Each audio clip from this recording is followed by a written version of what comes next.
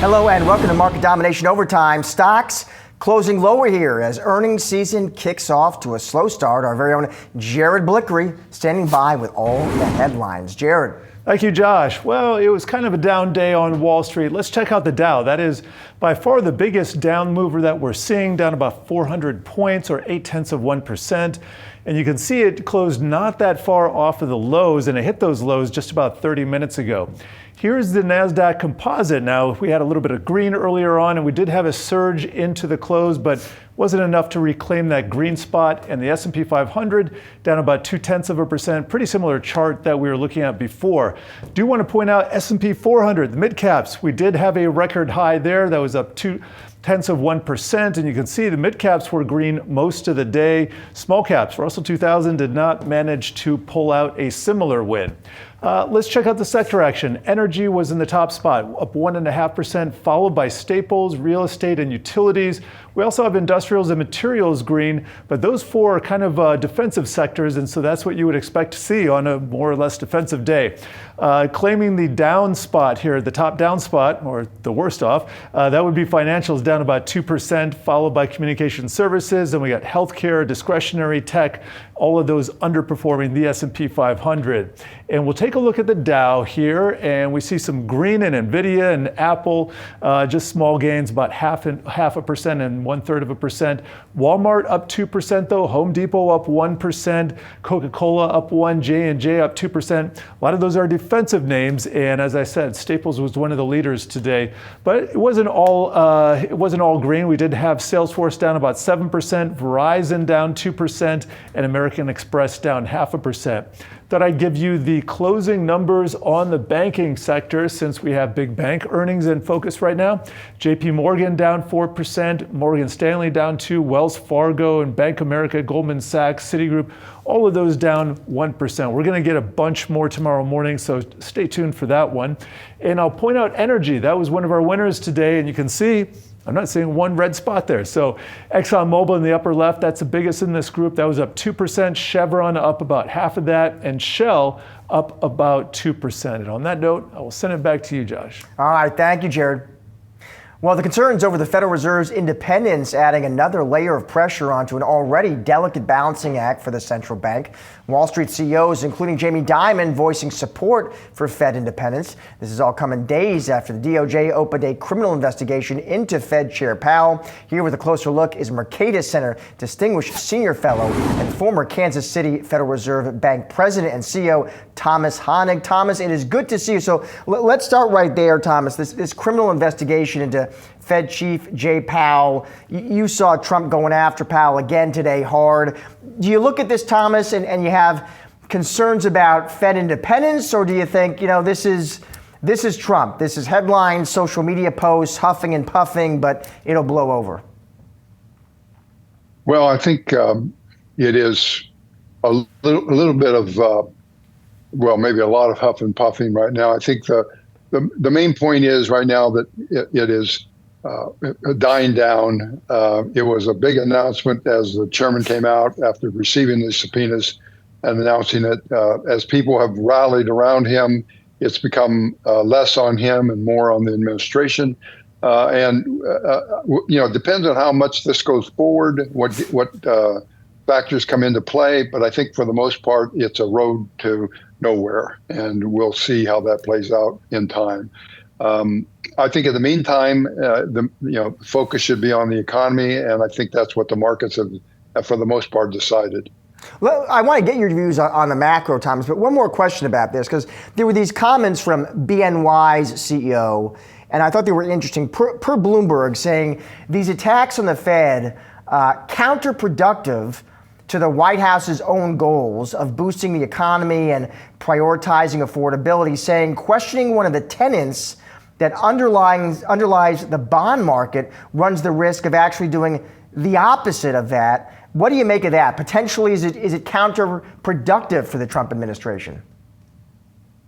Well, I think it can be, certainly, and it appears that it has been, and that is when you bring greater uncertainty into the picture, and this is what the subpoenas have done, you get people less confident, the markets become less stable, is a usual rule, and therefore you interfere with the very goals that you're trying to achieve.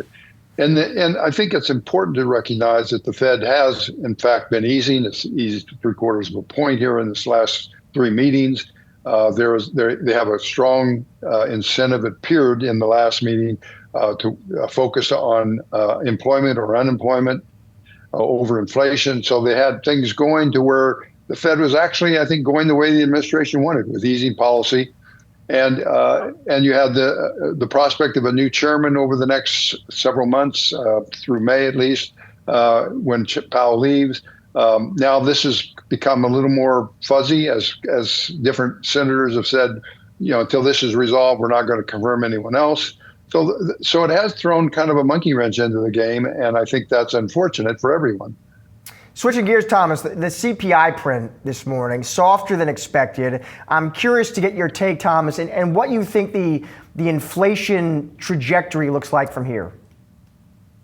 Well, you said that they came off softer than expected. I was expecting around 2.8%. This is close to that. It's well above the 2% target. It's been running between 2.7 and 3% for the last year.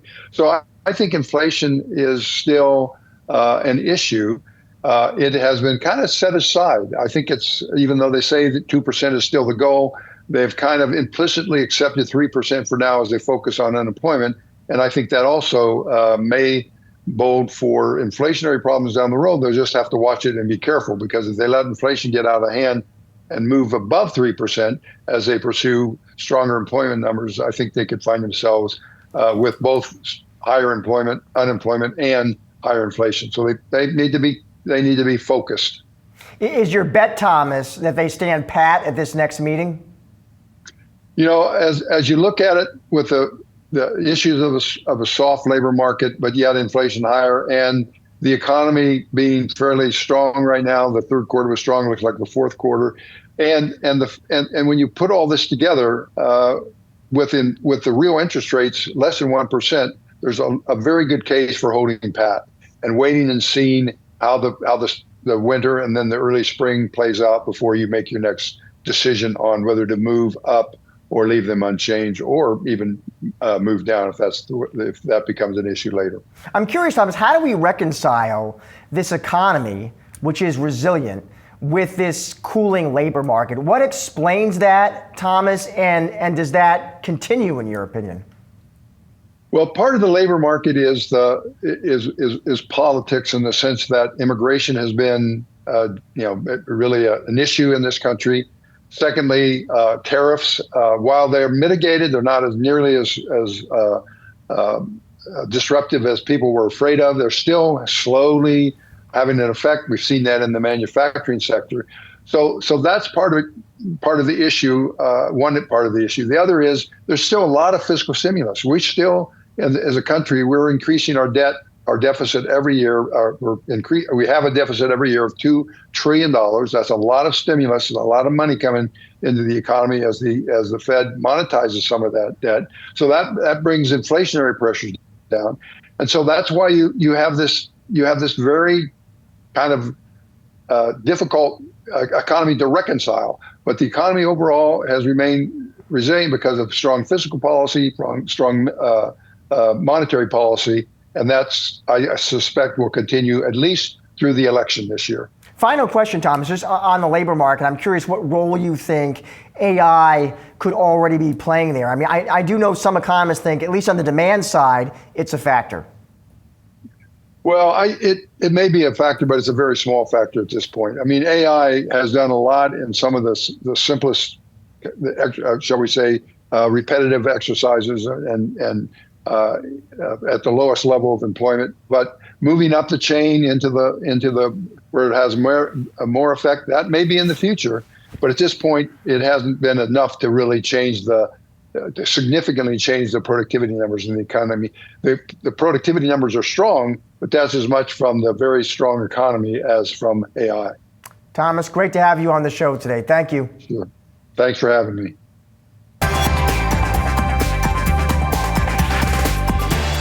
Now time for some of today's trending tickers. We're going to start here with Adobe, the software company getting hit with a downgrade over at Oppenheimer. The firm lowering its rating on that stock from outperform to market perform. Oppenheimer outlining risks that it sees weighing on sentiment this year. Risks include a challenging operating environment, inconsistent execution with product cycles, and lackluster operating margin guidance. Adobe also facing competitive pressure, we know now, from Apple, the tech giant announcing on Tuesday it's launching a subscription plan for its creative software apps. In the healthcare space, Moderna provides an update on guidance, the company revealing it sees improved operating expenses and expects 2025 revenue of about $1.9 billion. Moderna also increasing its 2025 projected year-end cash balance and reiterating its target of up to 10% revenue growth in 2026. And lastly, BNP Paribas cuts its rating on UPS and FedEx, the firm lowering its ratings on UPS from neutral to underperform, citing caution on the company's ability to grow earnings. As for FedEx, that stock downgraded from outperform to neutral, BNP Paribas noting medium-term competitive pressures. Coming up, we'll get a peek at how retail investors are trading. That's next on Market Domination Overtime.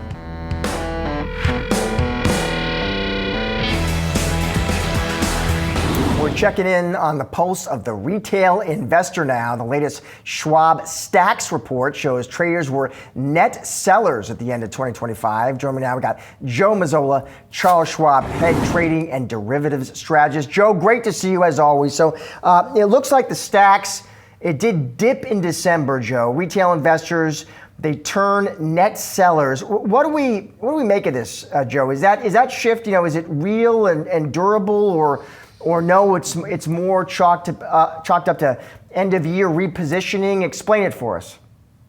Well, hey Josh, thanks for having me. I think it's probably a little bit more the latter. I think that especially when you look on a weekly basis, when the selling really picked up, it was that final week. And so for us, the Stacks report ended December 26th.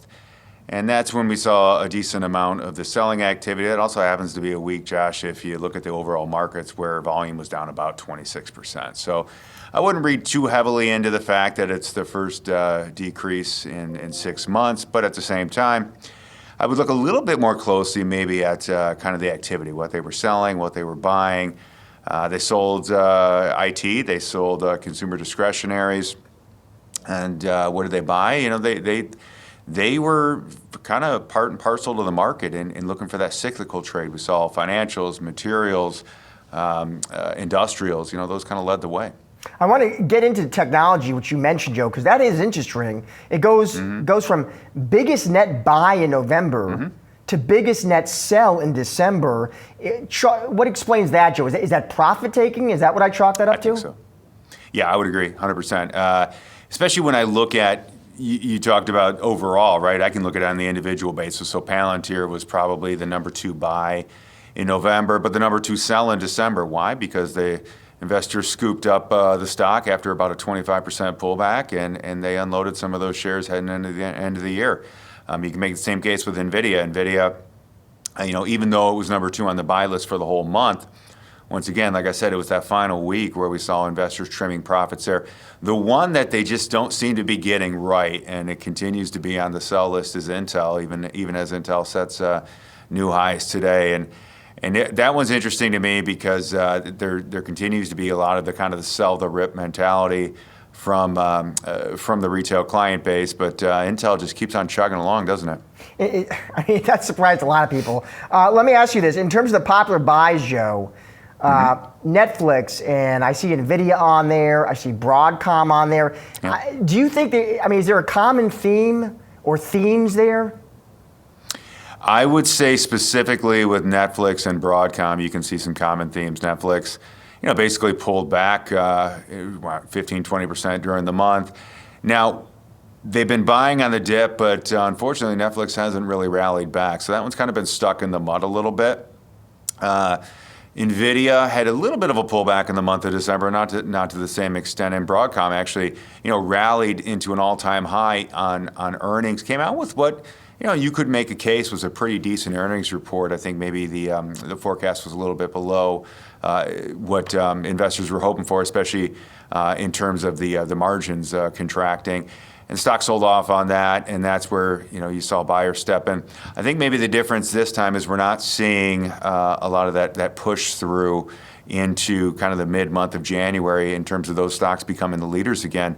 If anything, you're seeing that cyclical trade play out where there's a lot of other stock symbols that are leading the way. And Josh, I'll go as far as to say this: if you look at the Mag 7 trade, and that's one of the things that our clients told us on the attitudinal side of the survey, was they said, look, we think that's a little bit long in the tooth.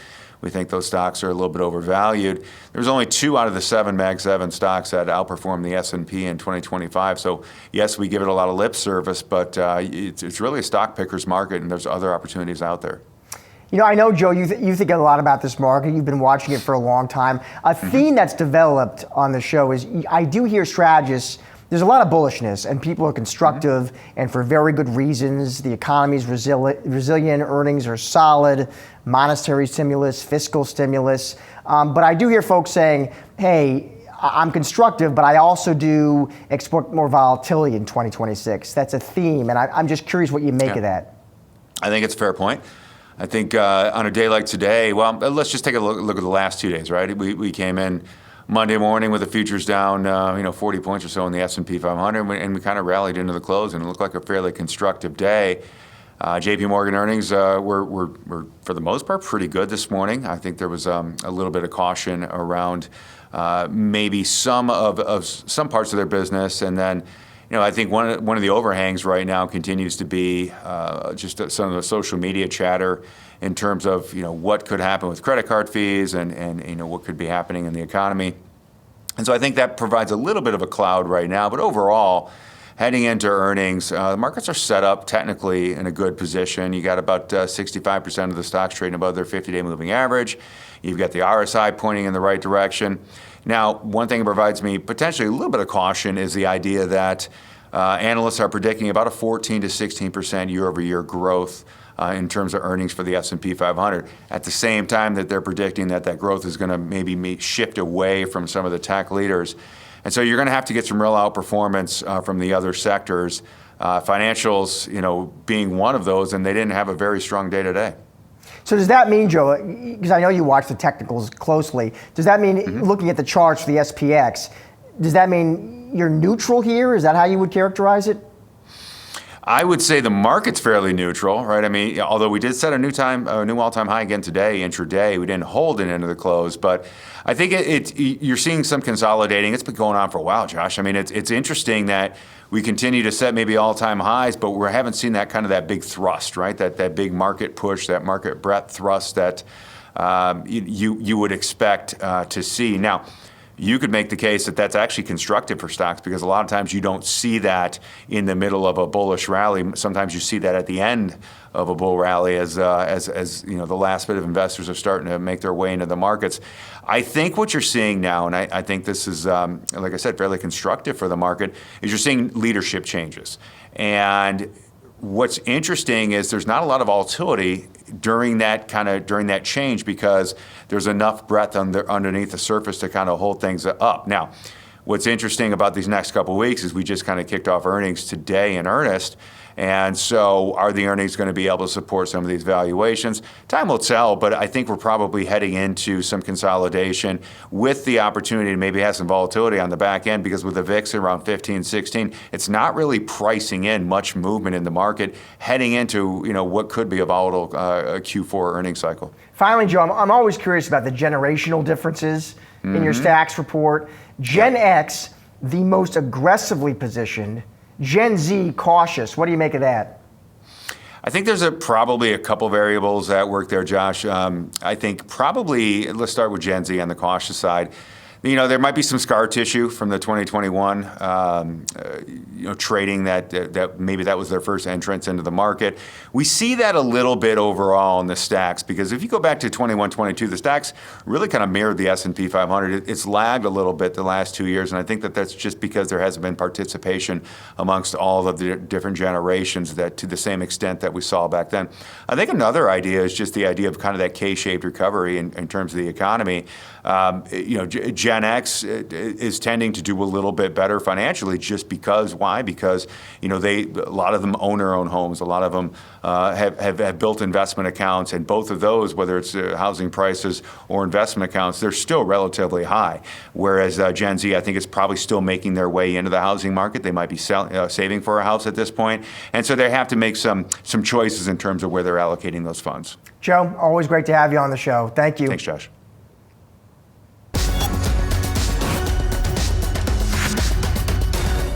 Time now for To Watch Wednesday. Starting off with earnings, investors will hear more from big banks. Citi, Bank of America, and Wells Fargo all set to report their fourth quarter results. This comes on the heels of JP Morgan's earnings miss. CEO Jamie Dimon also cautioning that markets seem to underappreciate the potential hazards, including complex geopolitical conditions, the risk of sticky inflation, and elevated asset prices. On the economic front, a fresh batch of U.S. retail sales data is set to drop Wednesday morning. Economists expect November sales to climb 0.4% from the prior month, the latest report to provide more color on consumer spending and the K-shaped economy. But one key aspect that remains a big question mark is the fate of President Trump's tariffs. The sweeping duties face a landmark test, with the U.S. Supreme Court set to rule on the implications and legality of Trump's tariffs on trade partners. The court's opinion day is expected to be on Wednesday, after a ruling was last expected on Friday, January 9th. The case is being closely watched as companies adapt to higher costs and supply chain shifts. Well, that's going to do it for today's Market Domination Overtime, but don't go anywhere. On the other side of the break, it's asking for a trend, and I've got you covered for the next half hour with the latest and greatest market-moving stories.